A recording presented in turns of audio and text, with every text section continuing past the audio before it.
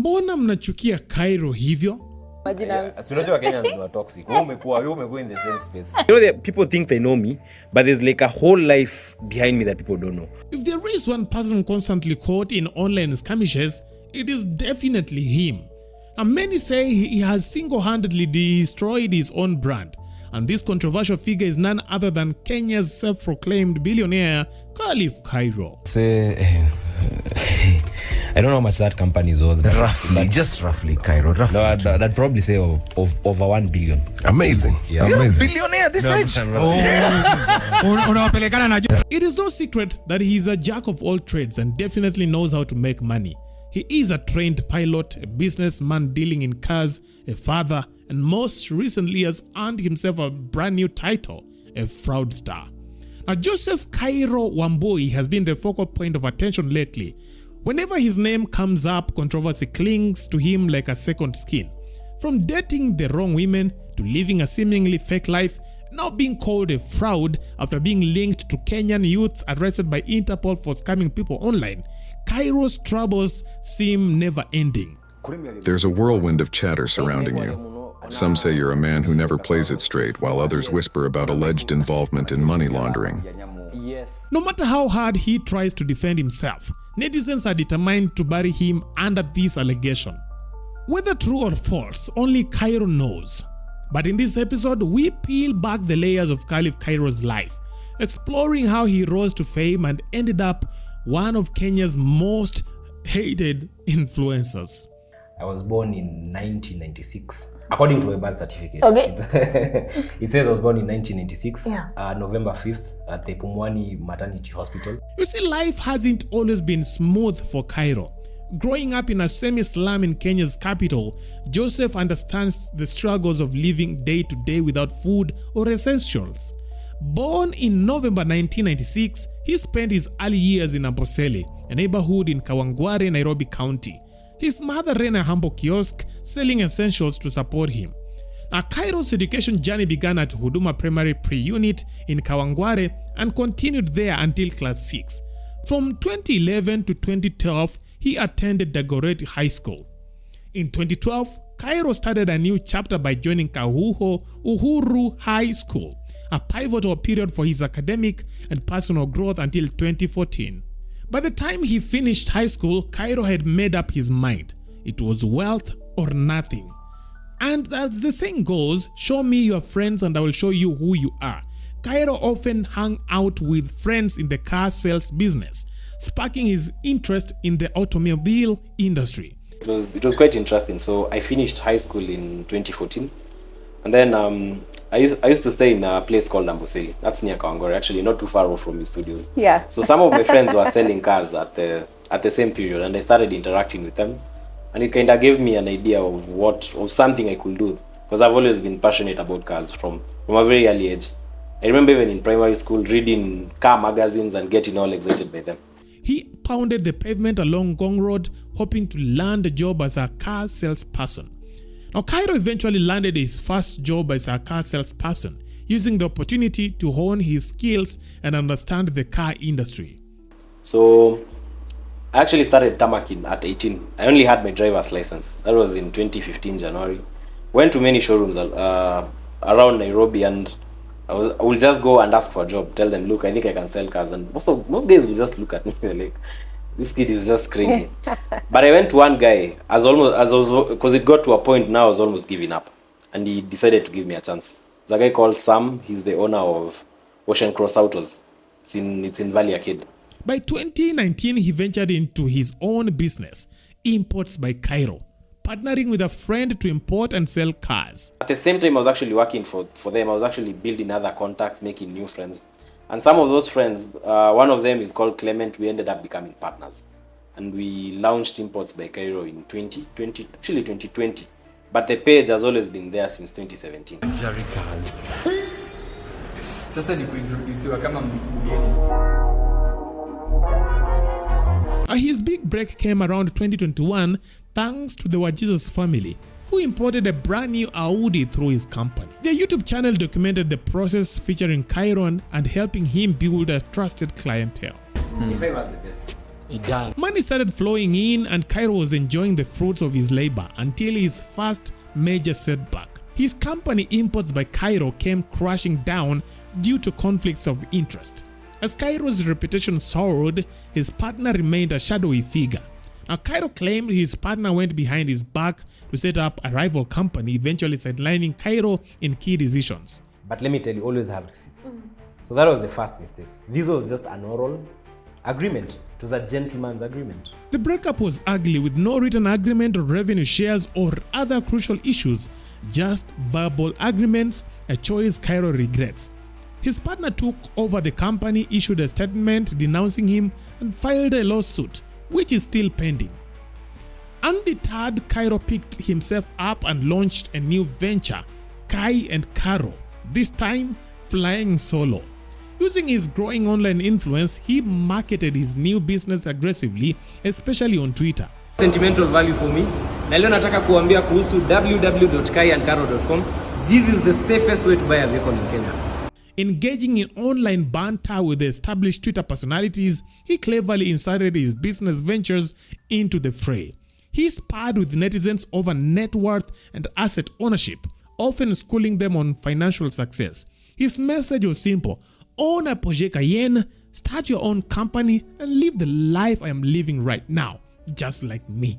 Now, the more Kairo engaged online, the more some netizens grew agitated. Now, many took his financial lectures and online banter personally, turning Twitter rivalry into something more personal. But for Kairo, this was a clever marketing technique, ensuring people kept talking about him while he advertised his car yard. You know that people think they know me, but there's like a whole life behind me that people don't know. Yeah. I only push out what I want to be out there. But there are things like I just put in. There are transactions I pull like.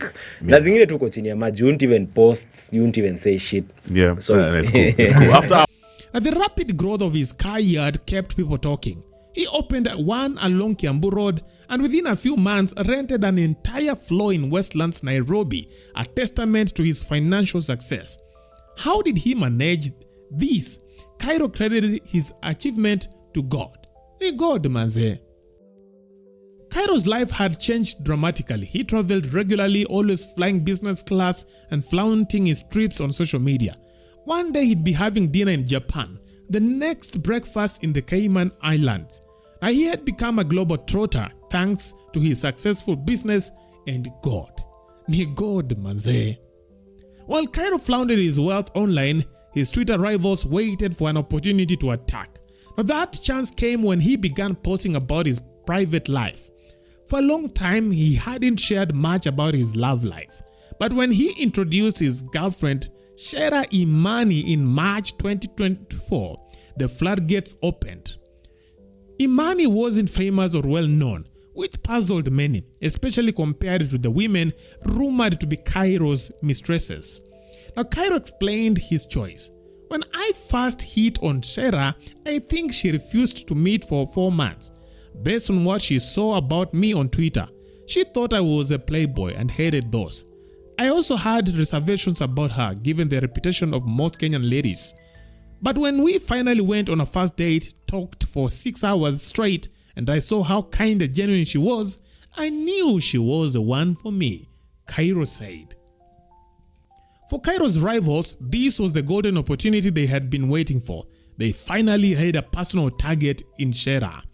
Now, they say, if you want to hurt a man, harm his woman or mess with his money. Now, netizens wasted no time targeting Kairo's girlfriend, Shera Imani. Online detectives unearthed videos and photos from Shera's past where she did anything to trend, twerking videos, provocative posts, and a huge thigh tattoo.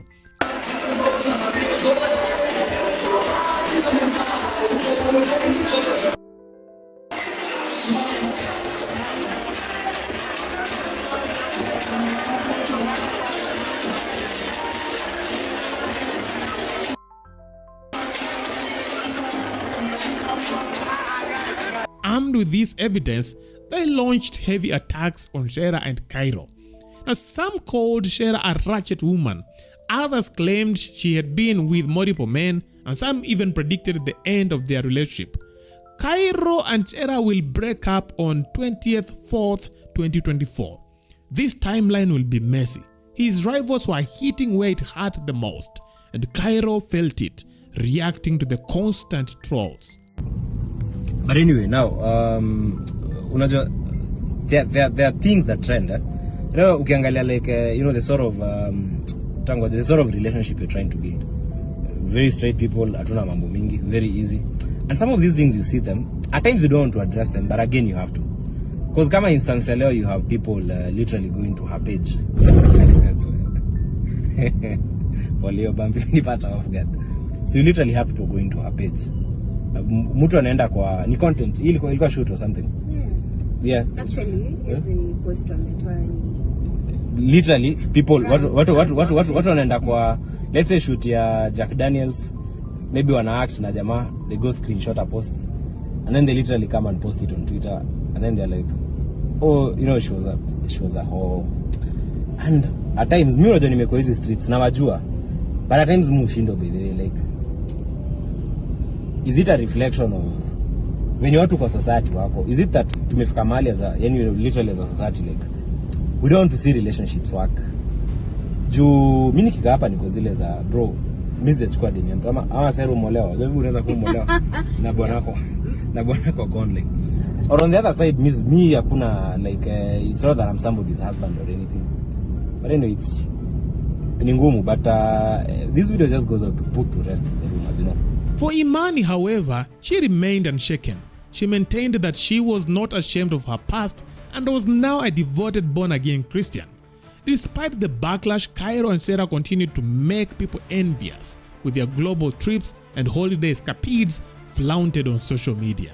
But as some had predicted, the relationship wasn't meant to last.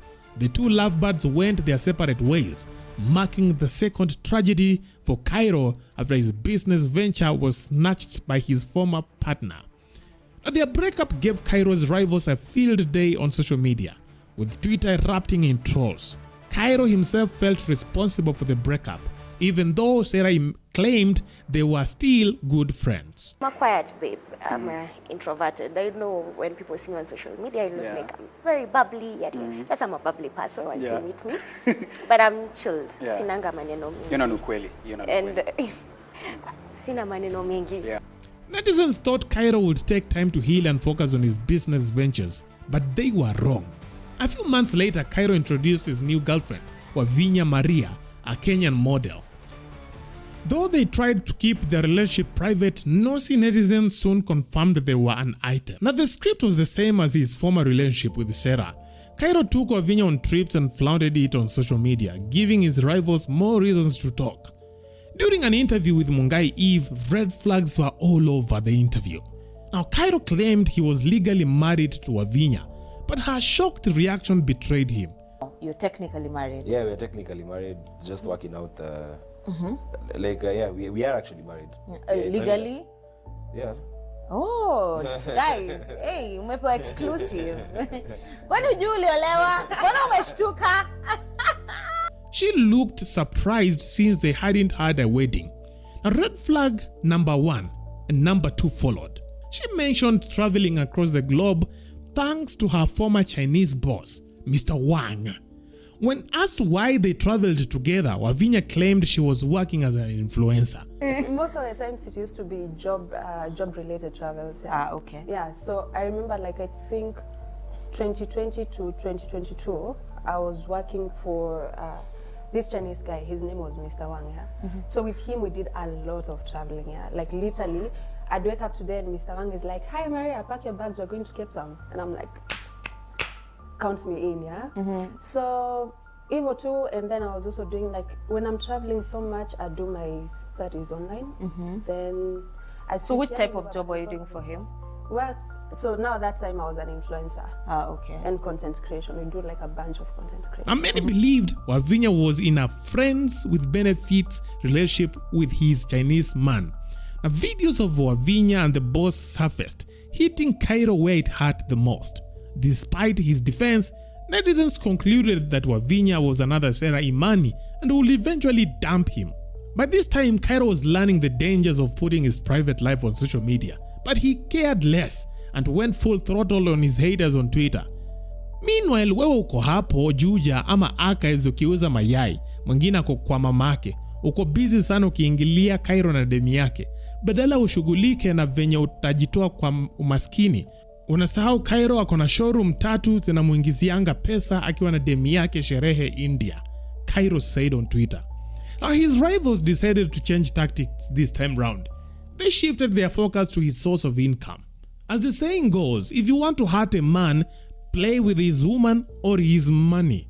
Now netizens dug deeper into how Kairo financed his lavish lifestyle. Allegations surfaced that Kairo was living a fake life and that his Kai and Karo company wasn't actually his. Some claimed he struggled to pay employees and even fired some. Now the most shocking allegation was that Kairo failed to deliver cars to clients after spending their payments on global trips with his girlfriends. One client believed to be an established media personality allegedly paid Kairo 2 million Kenyan shillings for a vehicle. Now Kairo failed to deliver, citing financial challenges. Now the client attempted to reach Kairo, but all efforts were futile until Kairo was served with a demand letter from the client's lawyers. Things got messier as several individuals accused Kairo on social media. Unlike other times, Kairo maintained his cool, neither denying nor accepting the claims. He never even went ahead and confronted these people the way he used to do whenever he was, lambasted on social media. He insisted his importing company was trusted but raised red flags when he vanished from social media for a week. Now reports emerged that the client got him arrested and Kairo spent 4 days in police custody. Days later, Kairo hinted at his release by posting a photo on Twitter and his Instagram account. This seemed to be the climax of Kairo's tribulations. He kept silent for another week, igniting reports of a second arrest linked to fraudulent activities. Allegations surfaced that he was among 24 Kenyans on Interpol's most wanted fraudster list, using people's credit cards to buy goods and live lavishly. The same whistleblower who claimed Kairo failed to deliver a car now alleged his arrest by Interpol. So the arrest was made because of carding and not obtaining money by false pretenders from clients. When I told you Kairo was a fraud, you called me names. Now you guys are shocked by his arrest over carding fraud. Passport seized, the whistleblower said on Twitter. By this time, Kairo's rivals were convinced he was cornered with no way out. They released constant attacks ready to destroy him completely. Memes and trolls flooded social media. A man who once bragged about his wealth was now labeled a fraudster. All Kairo could do was post on Twitter sharing his side of the story. Just turned 28, done biz for 10 years, worked hard, sold millions of dollars worth of cars, built a brand amidst setbacks. Even if I failed, I would do so with my head held high, having done God proud. Before you troll or hate, ask yourself, what have you done with your life? Running any biz in Kenya is not easy. Banks don't loan you if you don't have a title deed. Most investment funds won't trust you if you are not white, and most of us survive by sheer God's grace and resilience. Otherwise, kama ni maneno ya watu, tungeisha kitambo sana. Anyway, mimi niko fiti, naweka mikakati, natenga mashilingi hapa na pale, and despite the challenges I have undergone these past few weeks, God has been extremely faithful. Attacks na sabotage zimekuwa mingi, but hey, bado tuko kazi, niko mzima, and now the storms have passed. Despite his explanation, some netizens are convinced his backlash on social media is due to pride and looking down on those less privileged. As for his girlfriend Maria Wavinya, she has been silent since the reported arrest. It's unclear if they are still together or if she's taking a social media break, as dating a celebrity is not easy.